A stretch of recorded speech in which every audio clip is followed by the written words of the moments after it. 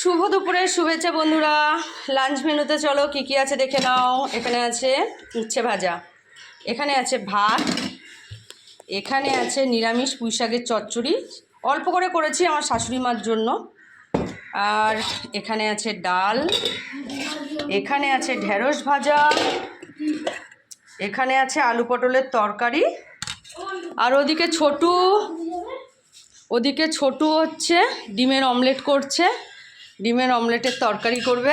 তুই করবি তো তরকারিটা? হ্যাঁ পারবি? না গো বন্ধুরা, ও ডিমের অমলেটগুলো করে দেবে আর আমি তরকারি করব। এই যে এখানে সব রেডি করে রেখে দিয়েছি, ও আগে ডিমের অমলেটটা করে নিক, তারপরে আমি তরকারি করব। তাহলে চলো টাটা। ডিমের অমলেটের তরকারি রেডি হয়ে গেছে, আর এদিকে রান্নাবান্না মোটামুটি এখন কমপ্লিট। আর ওদিকে আমার শাশুড়ি মেয়েও খেতে বসে গেছে। ব্যাস, আমাদের রান্নাবান্না কমপ্লিট, খাওয়া দাওয়াও শুরু হয়ে গেছে। চলো তোমরাও খাওয়া দাওয়া করে নাও।